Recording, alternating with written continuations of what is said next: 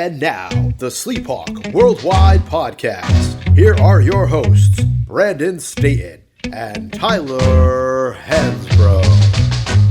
What's up, everybody? Welcome to the SleepHawk Worldwide Podcast. This is Sleep Dog with the Big Hawk. What up, Sleep Dog? Hey, I'm excited to be in here with you. Got a great podcast, everybody. Yeah, let's get it going.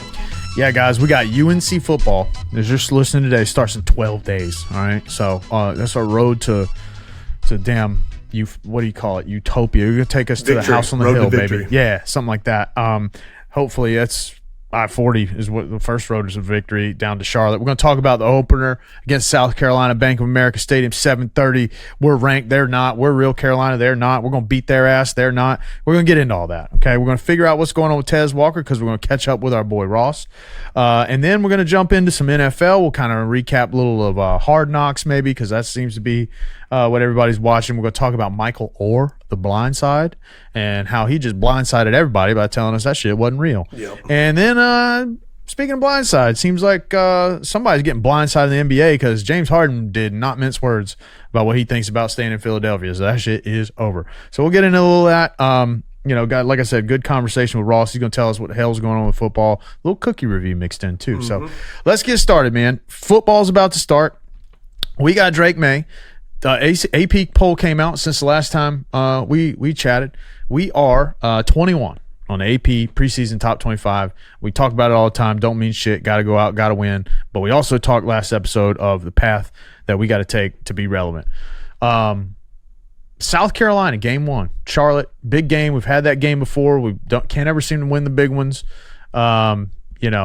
I don't know, dude. With Drake, I just feel like this year's going to be different. What you thinking? We're going to go down to Charlotte. We're going to smack their ass. That's what's going to happen. Tar Heel football, we haven't had a lot of hype preseason-wise, and that's where I like it because last year the expectations were high. We didn't really deliver. This year there's not a lot of talk coming out of, for the football program, and I like where we're at. I think Drake May is the best quarterback in college football, and he probably, arguably, might be the best quarterback past decade if he's going to play like he did a little bit last year and improve.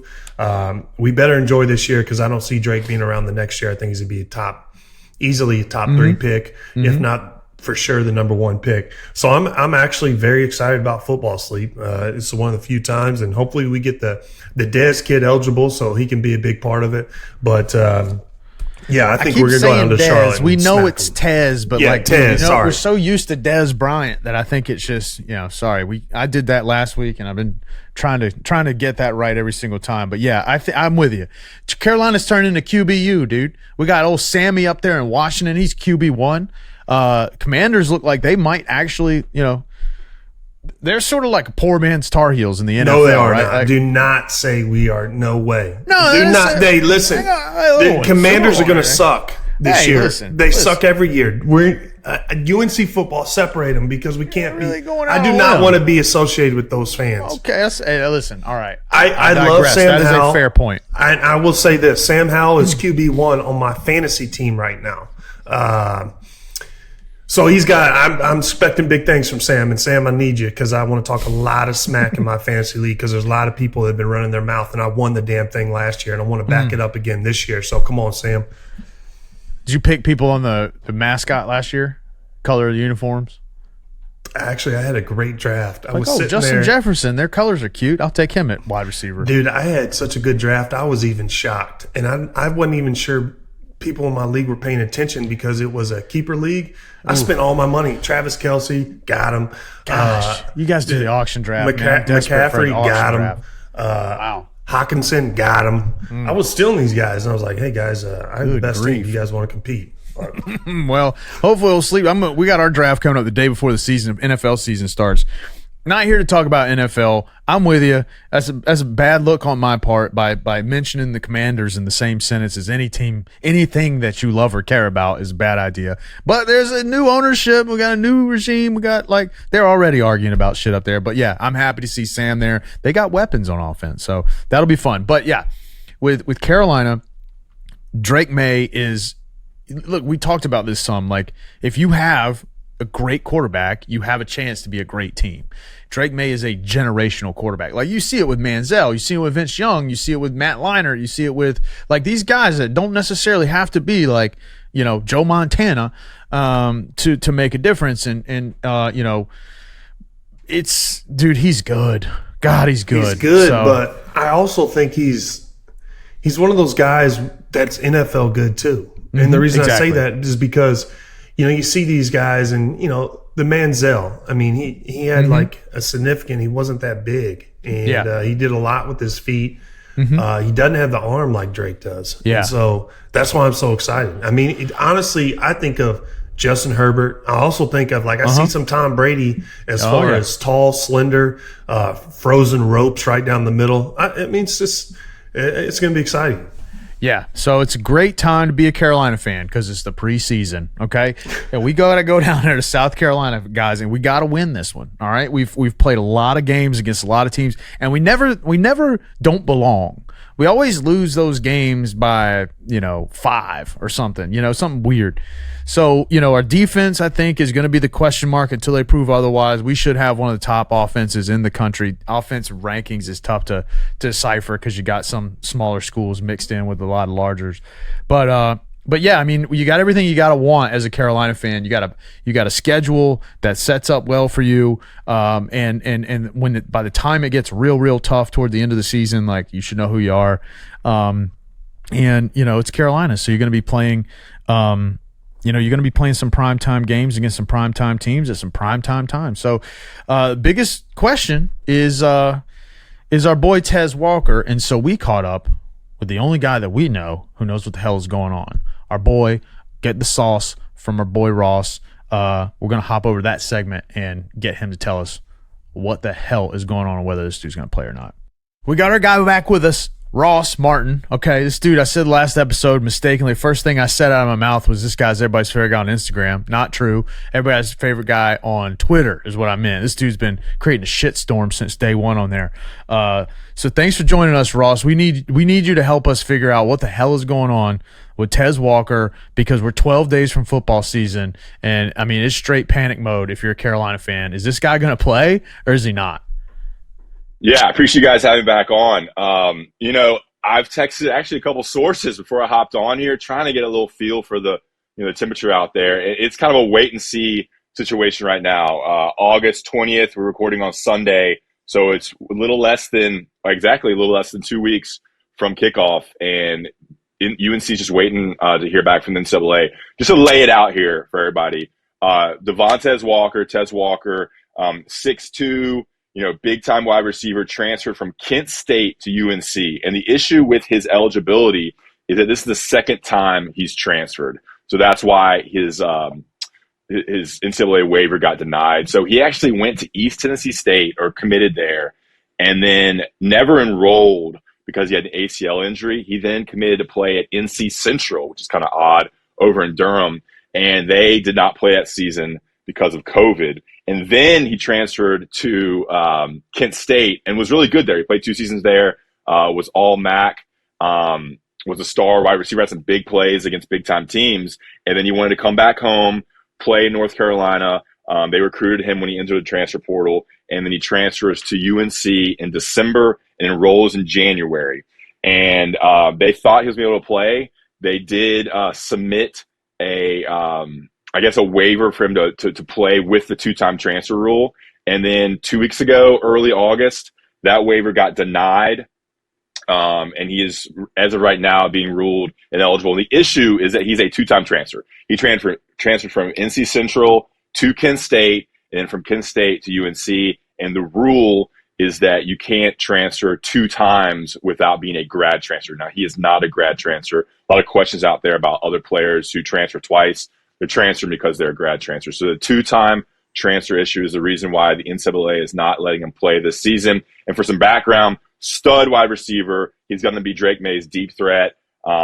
He's supposed to be a top 2-3 round NFL draft pick next season. Completely changes UNC's offense. And as of right now, he's not playing, but they're hoping for good news. I think they're optimistic. I think UNC's pretty optimistic. And Mac Brown and really the whole state of North Carolina has put on this huge PR campaign to get him to play. They're appealing to the president of the NCAA. They got Roy Cooper involved. Roy Cooper was on Inside Carolina and tweeted out all this stuff, trying to get the NCAA to reverse their decision. So it's a massive PR campaign to try to get Tez Walker to play. And the issues are, he wanted to be back closer to his grandmother, so his grandmother could come watch him play. His grandmother's getting, I guess, a little sick, and she lives in Charlotte. She would be able to come see him play in Chapel Hill. And there's this whole mental health aspect of, like, this guy wanted to be closer to home. He has a chance to go to the NFL. He transferred to play, and now you're denying him this waiver. And so that's kind of why the NCAA is getting hit pretty hard with this decision. And let me ask this, because wasn't the uproar? Now, I get all the critics and all this sort of stuff. We can get into all that, but isn't the uproar that the rule changed just either right before or right even after they approved this? It's pretty complicated. I was reading up some stuff, and check out Inside Carolina. They do great work on this. I'm not covering the team anymore, so people get mad at me because I'm still doing UNC stuff and I don't cover the team. I'm pretty locked in. But yeah, so once he enrolled, I think like 2 or 3 days later, they altered the 2-time transfer rule. So they thought he was going to be able to play based on how the rule was written.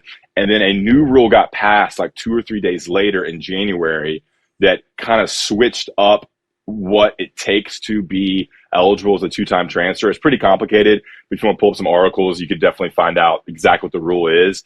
And so they were pretty confident he was going to be able to play until that thing got switched. And then they waited until early August, 4 weeks before kickoff, to rule him ineligible. Classic NCAA kind of dragging their feet on decisions. And even now, once they've denied him eligibility, they're still making UNC wait because UNC has appealed the decision, and that's kind of what we're waiting for right now. And we'll find out, I guess, in the next 2 weeks whether he could play. So there's a lot of interesting things there, and it goes back to student health, how the NCAA treats players, Mac Brown's PR campaign, getting the governor involved, talking directly to the NCAA president. There's a lot of different factors here. It's pretty interesting to follow. Yeah, so Ross, I told you before we got on here, I have a few issues with the NCAA and the way they're handling specifically the transfer portal.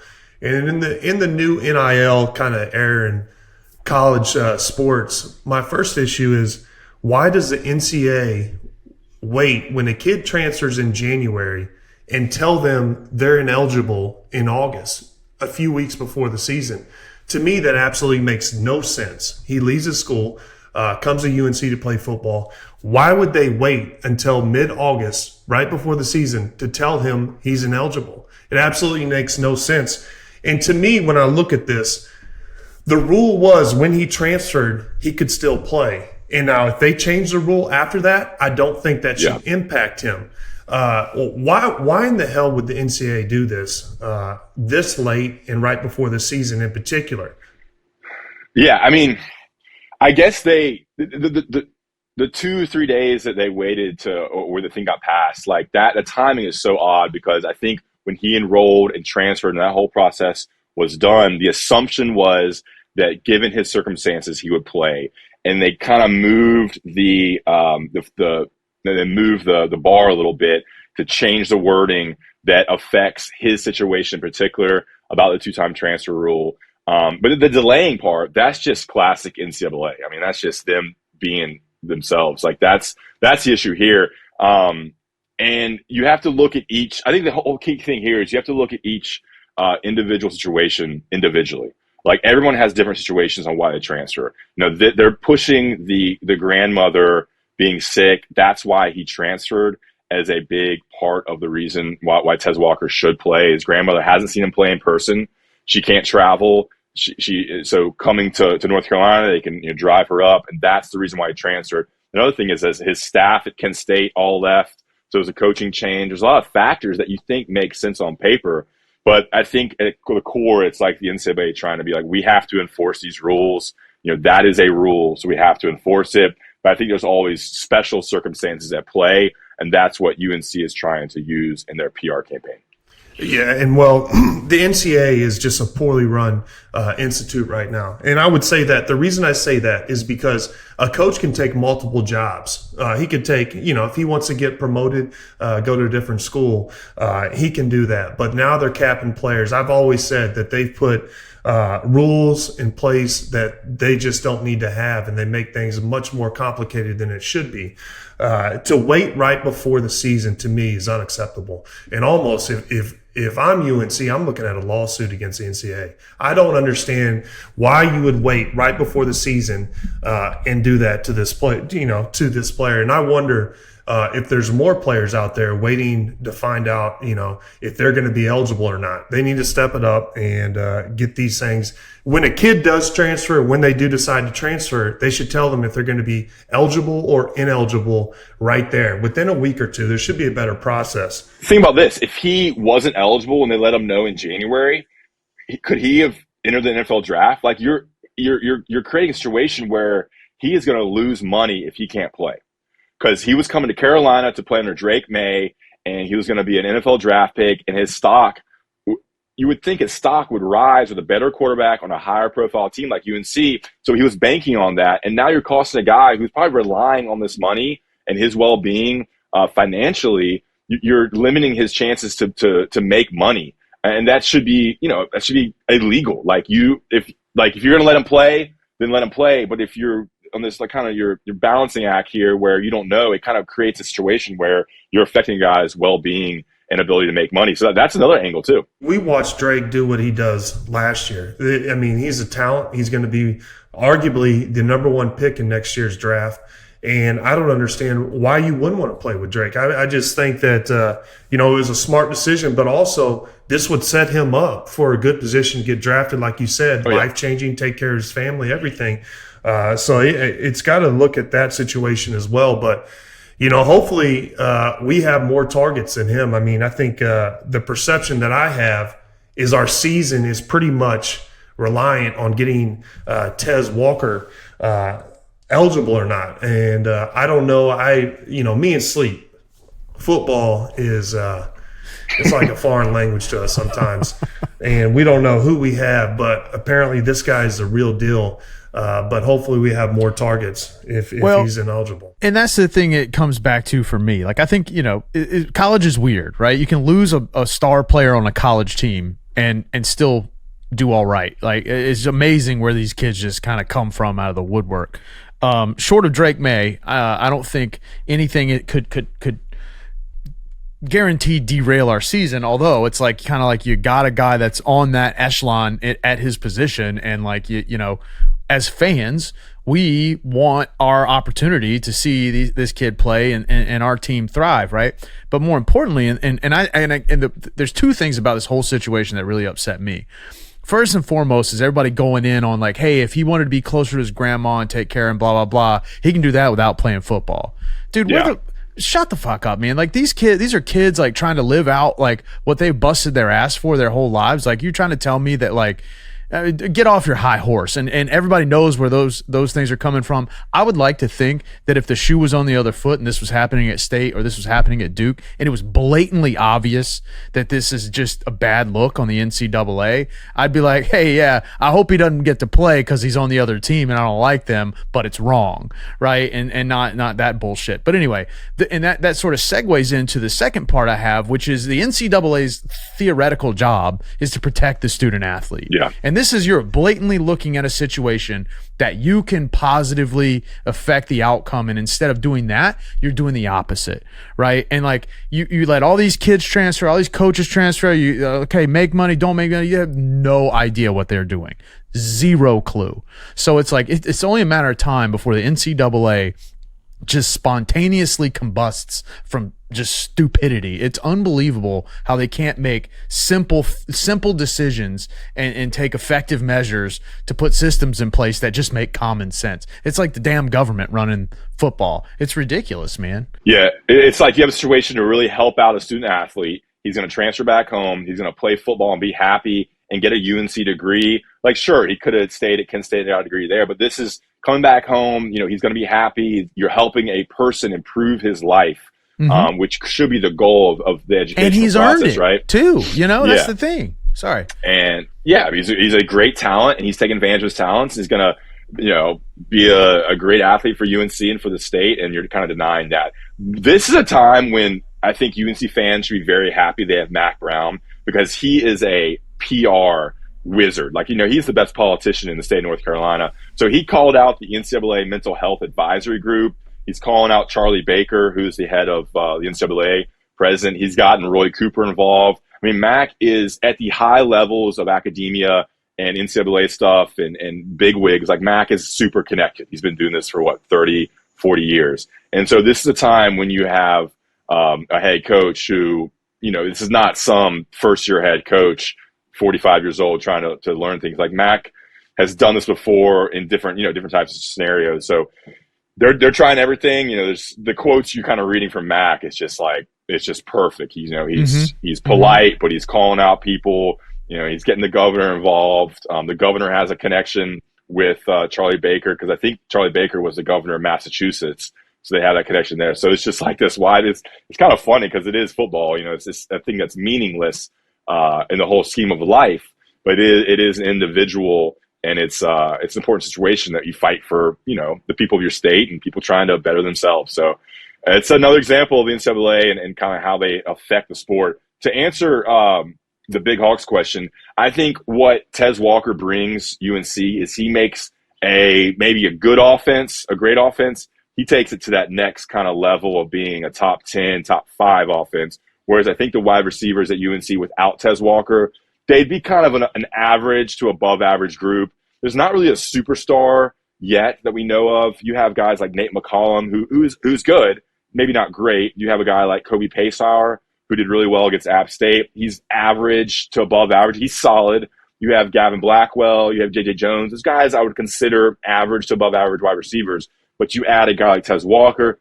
takes the top off of defense, deep threat, end zone threat. It completely changes your offense now because it opens it up for those other guys, opens up the running game, gives you that deep threat with a guy like Drake May. I mean, that's a touchdown a game there, maybe. A touchdown a game, 5, 6, 7 points a game. At least. Difference maybe there. I don't know if how it would change the amount of wins, but I think it potentially takes a 9-win team to a 10-win team. An offense, it takes that one little step up in terms of having your offense. They'll be okay without him, but I think they'd be a very different type of offense without Tez Walker. Quick question. Does Tez become eligible? And what is the process? Is there an arbitrary where he goes to, or is there a third party that will rule on this? How does he get eligible? I think it's just they've appealed. They're appealing, and it's wait and see. And so now the NCAA is probably reading all this stuff, doing research. I mean, I think they have to kind of investigate this, maybe investigate how the transfer went. Was he looking at other schools? How big of the impact was the grandmother thing? They're talking to a lot of people and make a decision here next week or the week before. I think in my heart of hearts, I want to look at the good in people. So I think he will be eligible. Maybe there's a scenario where he has to sit out a game or two. I don't know. But I think he does play this season, and you just got to hope it happens next week. Can UNC sue the NCAA or Tez Walker individually? Dude. You're probably you're not a lawyer, but putting you on the spot here. You got to look at that. Honestly, you do. And I think it's unfair because you're really putting this kid's life, you're changing the course of his life. Potential NFL draft pick, could take care of his family, move closer to home to help his grandma and have his family at his games. And they just totally took that away from him. The player could throw out a lawsuit. I'm not a lawyer, but I think hey, you're limiting my ability to better my life and make money. I guess he could sue. If you read the message boards, feels unconstitutional, lawyer, so. Ross. I mean, the mental health has to take an issue at that as well. I mean, mentally, I would be messed up myself too. But I will say, I like where UNC football is at right now, preseason wise, because last year we had a lot of hype. Sleep Dog didn't have us losing a game all year. And before the season, he mapped out how we're going to get to, the tournament, the NCAA playoffs, and then win it. Which is, by the way, let me say something about that. It's amazing to me that I feel like nobody at UNC, they think we're critical of the pro. It's like, bro, do you ever listen to this shit? Like, Big Hawk picks us to win every basketball game. Picked against us. I just picked us to go 15-0 in football, dude. And I'll ride on that. I'll die on that hill. And they come back and tell us that because we dude, you know, we sucked in a game. And we're like, you know, that wasn't that great of a game. It's like, well, let's stay off of these guys. I like it because there's not a lot of hype. And I think they're going to over-deliver this year. And you said 9-10 wins. I don't know, 15, Sleep Dog. Maybe this is a year 15. For us. What do you think, Ross? How are we going to end up this year? Yeah, well, I want to comment on y'all's Carolina Blue glasses there. So I listen to y'all's show. Like, I go back, I try to listen to every one, but there'll be like months when I don't listen. Like during the basketball season, I didn't listen as much. So this summer, I went back and like listened to starting in the fall all the way through the basketball season. So I'm still going through the show. And it's just funny listening back at the hype y'all have for the basketball season, and then kind of seeing. Are we pro Carolina, Ross? Are we pro Carolina? Yeah, you're huge Carolina fans. It's exactly. Great. It's funny going back post mortem listening to the football season and the basketball season, and kind of because like last year basketball was so hyped up. It was incredible, right? Number one preseason, and then slowly watching it kind of fall apart. Quickly watching it fall apart. Death by paper cuts is what I called it. On UNC season, what was the question? Like, how good are they going to be? They're going to win it all this year. Like, we're going to take the ACC title, then go on to the playoffs and bring home an A. Beat Alabama, Georgia. Dude, I think honestly, every game on the schedule is winnable. Maybe outside Clemson is winnable. Like when you have Drake May, every game out is winnable. It's not ACC's not that hard. The toughest game maybe NC State, Clemson, and. Pitt should be kind of tough, but like those games are winnable. Like Clemson, especially at Clemson, if you're on a roll. Tough. You know what I mean? Especially if it's a totally different ball game if you're riding into that, 9-1 or whatever it would be at that point too. To me, like UNC football, they'll lose to Virginia and they'll go beat Clemson, and then you're just like, what? It's what we talked about it last week, man. You got to win the game. You got to win the big games. You got to win the games you're supposed to win, not lose the ones that you're supposed to win. South Carolina's huge because you win that 1-0, then you beat App State, you're 2-0. Then Minnesota in Chapel Hill, like that's not an easy game. That's Big Ten football coming in Chapel Hill. But you get past them, you're 3-0, then you're at Pitt. So you have the South Carolina game, which is neutral site, 2 home games that are winnable, and then you have at Pitt. If you can go 3-0 and then win at Pitt 4-0 like that, obviously that's ideal, but there's chances for losses there too. Lose South Carolina 0-1, App State 1-1 hopefully, and then Minnesota like you're 2-1 heading at Pitt. That's a completely different scenario. That's why South Carolina is so important. And that's why Tez is so important. And this is what I think happens, all right? I think they call it off right at the last minute, okay? And then dude, it's just like a powder keg. You're just a pressure cooker right now. And the day before, you're going to get that clearance. You're going to go out and who's the offensive coordinator now? Chip Lindsey. Chip Lindsey. All right, Chip, if you're listening, buddy, first play, all right? Play action up top, blow the roof off of the damn Bank of America, right? Because everybody's been waiting on this kid, and we will go. Our season will go as that play goes. Just little touchdown. I'm telling you, man, it's gonna happen. They're gonna. This is all bullshit. Because here's the thing. The NCAA knows what it has. NCAA is a business, and they know what they have in Drake May. Okay, I mean he is a great story because he's a star at a program that's not Alabama, Georgia, Texas, like all these places, right? And he's gonna stretch the relevancy outside of the core, SEC, sort of stuff.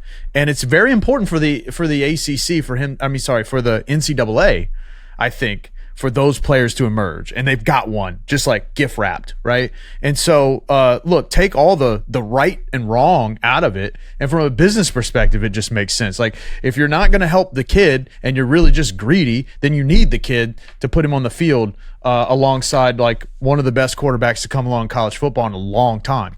And I'm not the only guy saying that, man. There's a lot of folks out there saying that. So, I think the kid plays. It's weird to me that they don't just bite the bullet and do it. Once he plays, I'm telling you, there's a play call, dude. Go up top right out of the gate, like Madden beginner mode, and just throw the bomb. All right, if it doesn't work, it's fucking second down. Hey, It's a big fuck you. Or what if he gets denied and you still play him and say, do something Ooh, NCAA. I like and that. They maybe hold out a bowl penalty or something, but just play him. I mean, people have said that too. What if we just play him and then just see what happens? Like, do something. Win the national championship, make him come take it from us. I really hope he gets eligible, but I would absolutely love that move. I would be all in for that move. Oh, yeah. Just the big FU. Love it. Dude, the NCAA has no power. Like the NIL stuff, like it's free reign now. They can't regulate. It's laughable. They can't regulate so much stuff. So like, I don't know. They're picking and choosing their cases to be, an enforcer. It's comical. It's stupid, but yeah, we could spend all day on this. People getting cars and houses and all this big stuff a couple of years ago, and now they're denying a guy who's trying to play in front of his grandma. Like, be real. Like Zion getting a house, a house for his family to come to Duke. Open a box of worms there. I got a little. You want to move on to this? Yeah, dude, absolutely. Give it to us, Ross. We got to bring back the cookie review, man. I'm watching my We got to get on this. Yeah, I know. I eat cookies all the time, just never on the pod anymore. So I guess if you're watching on YouTube, you'll put it on YouTube or Instagram, or here's the video, here's the cookies. I want to kind of show them to y'all. Let's get some description from y'all of these cookies, just based on the visual here. Woo. Well, so the visual I'm getting right now is you are filming this on a Sony PlayStation 1, but from what I understand, sometimes the feed doesn't come through as well as the end video. Can you see that clearly, Big Hawk? Yeah, I can. It looks like a chocolate chip cookie. It's definitely it looks a little thicker, so it might have a soft bite into it. Honestly, these are one of these cookies that, to me, just by looking at it and judging it without ever tasting one, they're probably best eaten right after they come out of the oven. Are they homemade or what are they, Ross? Who made them? My girlfriend made these. She made them a couple nights ago when we were texting. Brave souls coming on here. The unbiased opinion. Yeah, dude, you got to call it like you see it. She made some this morning too. They're shortbread. They're shortbread chocolate cookies, so they're a completely different texture, and they're rolled in a sugar and egg wash. So it's the dough is rolled in a sugar and egg wash and then baked. So you see the caramelization and kind of sugary outside. I'm trying to describe it here for our listeners. Before you go in, all right, the other thing is on the scout, if I were giving this thing a scouting report, can't fucking taste it, right? But its size, right? It's a 4-star size, because if you know Sleep Dogs, what I'm looking for in a cookie is, dude, availability. Like, I need to eat as many of those things as possible. Like, don't give me one of those big cookies from the grocery store, right? That's got your birthday name on it. Like, I need volume. He needs 50. He needs to be able to sit down and just run through the whole box. I need carries during a game. Yeah. These are about, I think, about 2 bites, 3 bites, right? They're not huge. Yep. All right, here we go. Look terrible. Yeah, great. So these are shortbread cookies. So the consistency is a little like thicker, and I wouldn't say dry, but it's not like a moist cookie. You got to have milk with it. Actually, it is moist, but can your girlfriend hear you right now? No, these are great. They're great. They're delicious. I'm saying the consistency it's a shortbread consistency. I keep saying that. Is it shortbread? Y'all know what shortbread is? Well, I feel like I do now. Yeah, I've told me so many times. Yeah, I've had it before. It's hard to describe. So that's the key with these. It's got different texture inside. There's a moistness level, very chocolatey, and the crispy, sugary outside adds a nice crunch to it. This dude's so scared to give these a 7.5, and that's where he's talking himself around it. What do you got? What do you got score wise for us, Ross? I go 9.6. Wow. Dude, this is a smart man. This is a smart man. Unbiased. That's like us talking about Carolina, apparently, right? Like, 9.6, bro, you're crazy. This thing's ain't 9.6. But you're a smart man. Yeah, that's right. Only 10 I've ever had is every cookie my wife ever made for me. Insomnia got a perfect rating. Oh. They're a little expensive, though. What's the other Crumble? Crumble has those big ones. Listen, we gave Crumble. We destroyed it. We crumbled there. Ross, we gave Crumble an awful rating. First of all, their cookie is probably around $5 a piece, per cookie. And let's just say we like to be original, so we go with the chocolate chip cookie. That is the foundation of all cookies. Whatever you do from there, Crumble has made a living off of making cookies weird, like a pancake syrup cookie and something odd like that, and then they throw some bacon on it. And mayonnaise. We just get the chocolate chip cookie from Crumble is just, it's horrible. It's almost uneatable. Only one I've had worse is in the Blue Zone. Maybe that's why, Tyler, is the Blue Zone cookie comment we have. You know, I mean, we basically poo-pooed on the Blue Zone cookies. Have you ever had Subway's white chip macadamian? Unbelievable. Who has it? I used to get them by the dozen. Yeah, great cookies. There's some good ones. Phenomenal. Yes. All right, we got it. Unbelievable.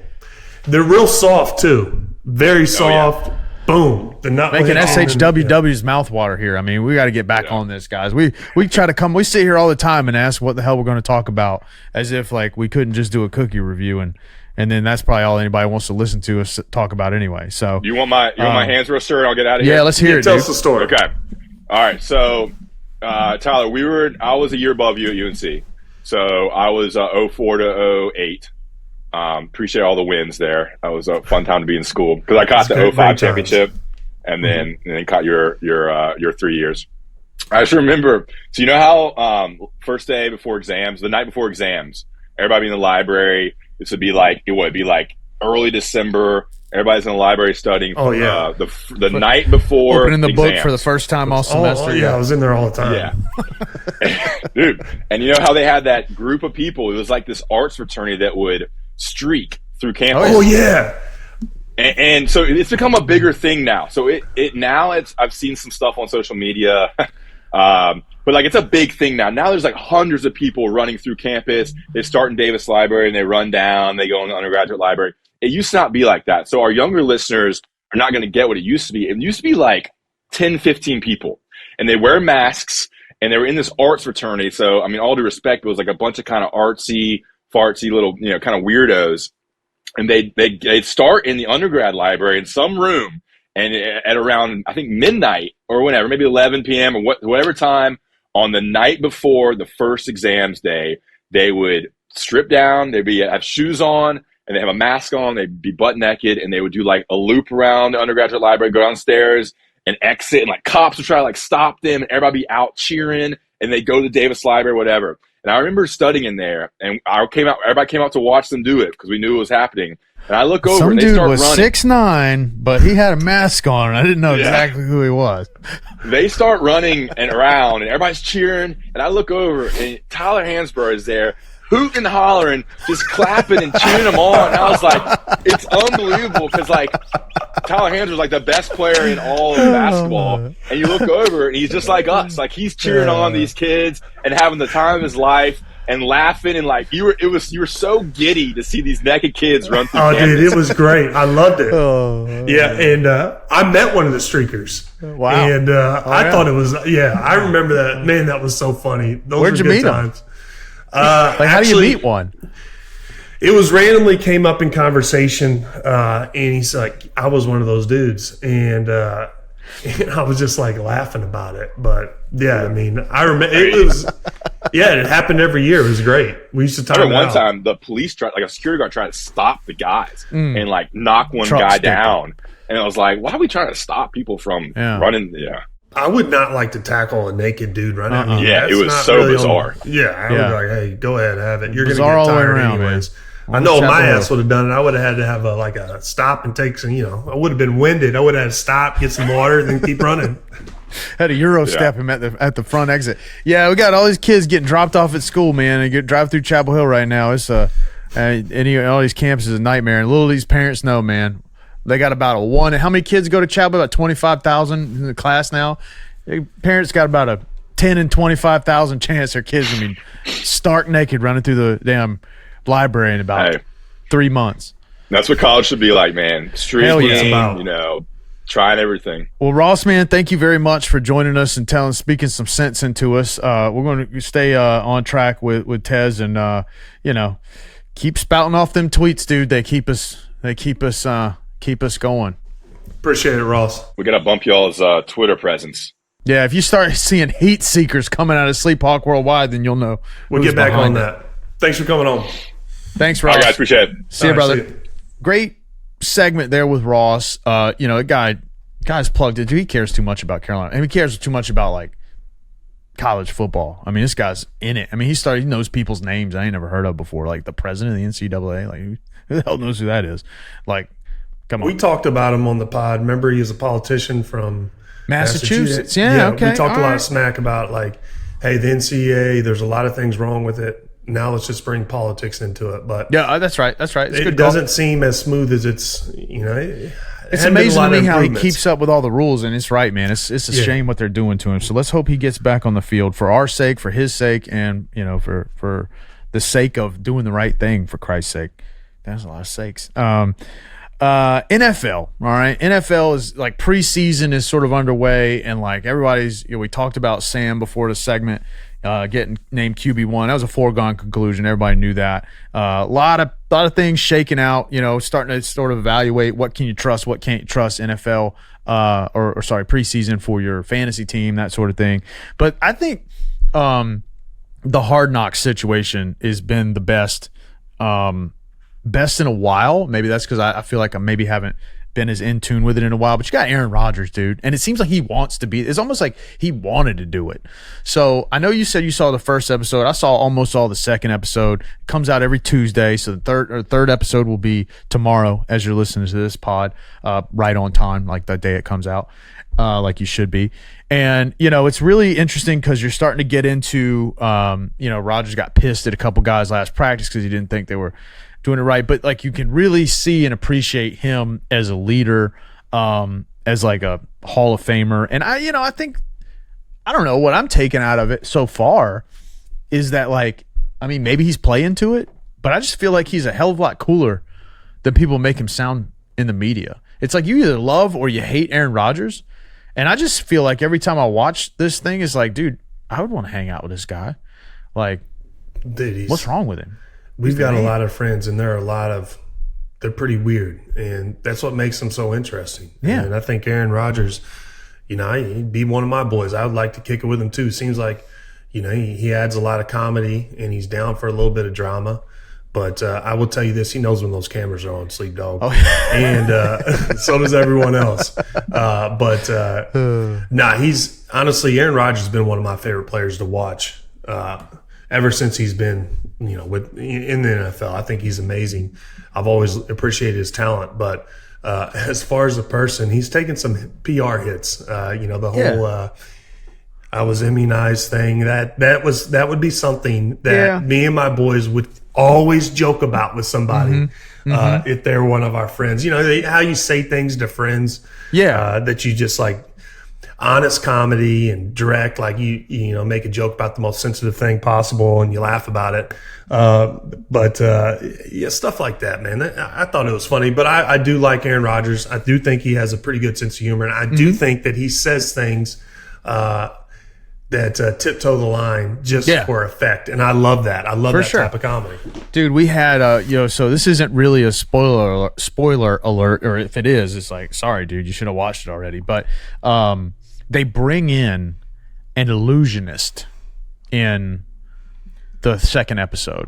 So that they're all sitting in the arena or whatever, the little auditorium, and they're that's where they do all their like team things where the whole team's together. And they bring in this like guy who does all these tricks, and dude, it's wild. Like even Aaron Rodgers, guy goes to Aaron Rodgers and gets him, and it's cool because you see this whole team, right? And it's like, it's the NFL, and a guy like me, I'm watching this, and they're all famous, they're all stars, they're all this. But Aaron Rodgers walks in that locker room, and it's easy to forget that he is a star he is that to his own teammates. So that dynamic is super interesting because, and I think in a weird way, like this helps me at least understand just how challenging it can be to have a big ego guy on the team. And I think to this point is like Aaron Rodgers handles it really well. He does not seem like a prick. I've heard that maybe he didn't deal well with it. Fine, it's all hearsay. I got no idea. All I know is like what I can see with my own eyes on TV. He's very good to Zach Wilson, who by all reports was a jackass last year. And to his credit, he leans into it, and is really sort of seems thankful for the opportunity. All the guys, Sauce Gardner, guy seems like one of the like nicest kids I've ever seen. Like guy you want to root for. They got the kid Garrett Wilson on the other side, the wide receiver, same thing. I don't know, man. Like you said it last episode, the Jets. I know some people hate the Jets. I don't give a shit about the Jets, like one way or the other. But they're an interesting team, and I think they could be pretty good. And their offensive line, I think, is the question mark. So really, really, really good watch, if you ask me, for the first time in a while on Hard Knocks. I don't know if they're going to do the in-season thing again. I hope so. Last year they did the Cardinals. That was an absolute disaster. But yeah, it would be interesting. The access that you get is a really, really cool show. And I don't know. I think they do 4 episodes. But anyway, you're getting into the preseason trying to figure out what means what. And it's weird because his stats are against them. I might as well be playing like Mike linebacker for some of these defenses. Yeah. Well, I think the thing with the Jets is their defense was so good last year. They had the young quarterback. What was his name again? Zach Wilson. Wilson. Yeah. Came out, didn't handle himself right with the media. I think the whole preseason thing, it got off to a bad start, Sleep. And then, him saying that he's going to this is a weird part for, Zach Wilson's a young guy. I mean, he's probably second or third year in the NFL. And the problem in his position is had a bad year, and then they bring in Aaron Rodgers. And there's absolutely no way. I don't care if Zach Wilson looked like Joe Montana in his prime in practice. They're not going to play him. Yep. He is only there as an insurance policy in case Aaron Rodgers gets hurt, and that is understood. And that's a tough position to be as a young guy because you want to compete and you want to have the starting position and you're hungry. But my best advice to him would be try to learn from him. See what he does, what makes him great. And I had the opportunity to one time, I went to the Super Bowl when it was in Indianapolis. It was the Patriots versus the Giants. And I remember watching Tom Brady warm up, and I always like watching great athletes warm up and see what their routine was. And I got to watch Tom Brady warm up before Super Bowl, and it was amazing. Like the guy was locked in. Everything was like, you could tell he had a routine. All the spiral, everything. You could just say, if you looked at, you're like, that guy is a good quarterback. If you never knew who Tom Brady alien was, landed on planet Earth for the first day, that guy's a that quarterback. Dude plays football. And he was folks like it was great to watch. And I always like to see, great athletes, their routine, and see what they do great and kind of what sets them apart. I just think it's special. Definitely Hard Knocks gets you a perspective to that, but it also gets you a perspective to the human life. And that's one thing, what type of person he is, what type of personality does he have. And I think the more you get to see Aaron Rodgers off the field and kind of look at him as a person, I think he's more likable once you get to see that picture and you get to see his comedy and kind of add the way that he throws things into the fire. And I think that's kind of why he's taking a bad rep, is because he knows what gets people going sometimes, and he tiptoes with that just to see the reactions. But we all do that instinctively. Yeah. And I kind of like that as well. But it's, I love Aaron. I've always liked Aaron Rodgers, but it's good to get to see him as a person as well. Pretty damn good, too. Fun to watch him even in practice, just sling it. A couple other things before we get out of here that we'll just touch on because they're topical right now. This thing with the blind side. This guy Michael Orr basically says that these people that were portrayed in the movie. Do you remember seeing The Blind Side? I think I saw it. I know everybody knows the story. But apparently it's all a lie. It's weird, though, because you don't know. Like, both sides are saying exactly what you would think they said, which is like he said they're full of shit. They're saying the opposite, right? It's like, wherein lies the issue? But all that I know is nobody said that, yes, in fact, nobody's challenging the fact that Michael Orr, who is the centerpiece of this story, made any money off of this. And that part, to me, blows my mind. So allegedly, and this is very high level because you don't come here for the hard news, you come here for the headlines, and that's what we read to prepare.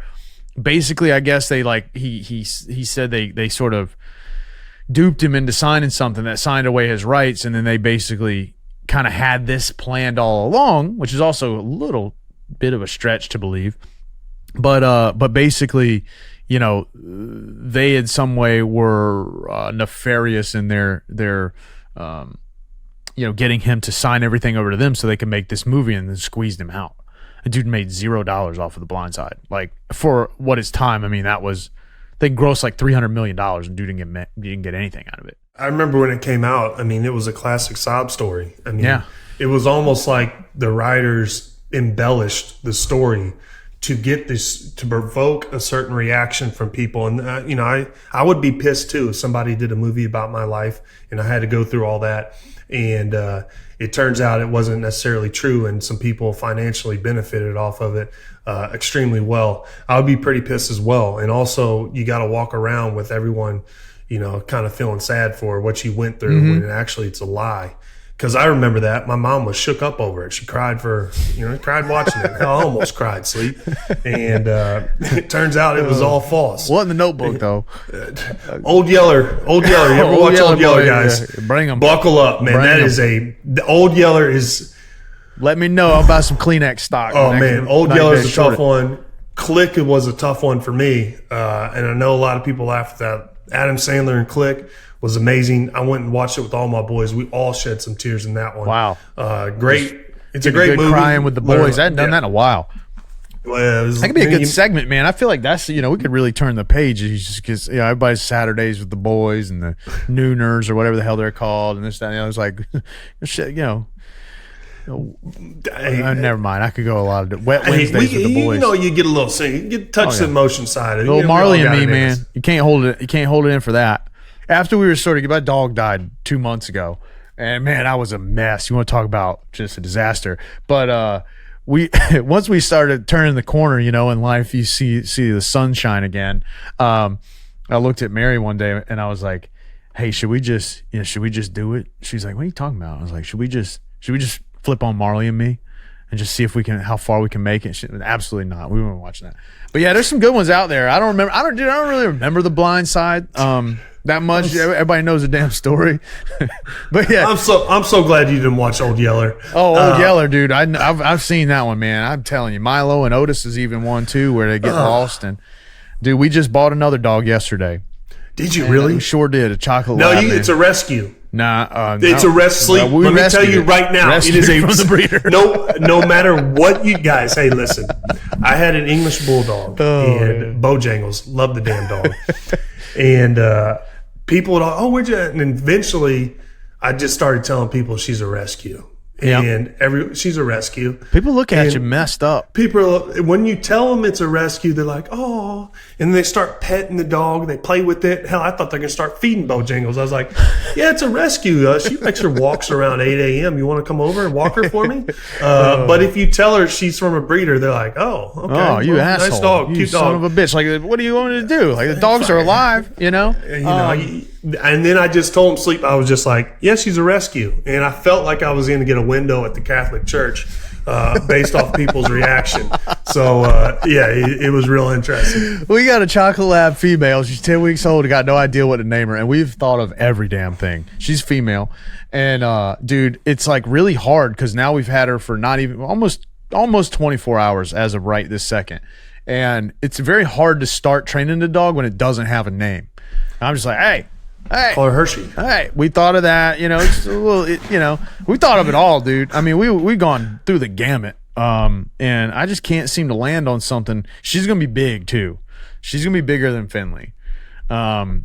So yeah, we're Finley wasn't small. Finley wasn't small, Chesapeake dude. Bay, right? She was at her playing weight was about 90 pounds, and this dog is 10 weeks old, and she's probably 15, maybe even more than that. I mean, she's like, I was carrying her around the other day, and I was like, yesterday, and I was like, dude, you're gonna have to figure out how to walk because you're fat.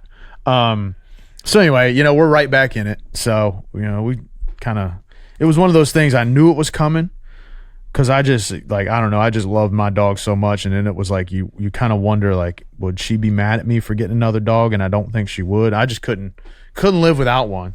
Finley got a little territorial, especially when we had the old COVID party. COVID party, man. Yeah, it was somebody body slammed. Fauci approved, if you remember. Yeah. Everyone was thoroughly immunized, maxed and vaxxed, and waxed too in some cases. So, James Harden. We're going to get out of here on that guy because it's as ridiculous as Wax, some of the man. shit that comes out of our mouth.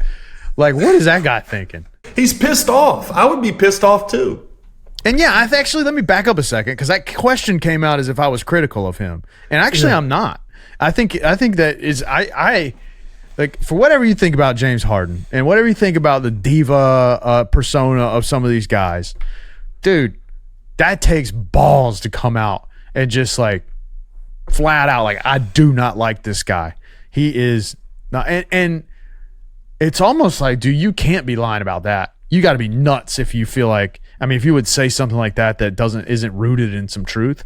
So, and now they're talking about Embiid is probably going to peace out.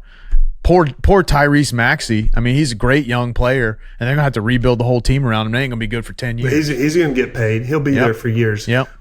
He's not their most valuable piece because Embiid is. Yep. But he's up there. He's going to be a good – I love his game too. Tough kid. Unfortunately, I think he went to Kentucky. No, yep. They'll tell you we about all have it our too. faults. Yep. They'll tell you about it. But Sleep, when I look at this situation, Daryl Morey was the GM for the Rockets forever. So he signed Harden to a huge, massive deal there.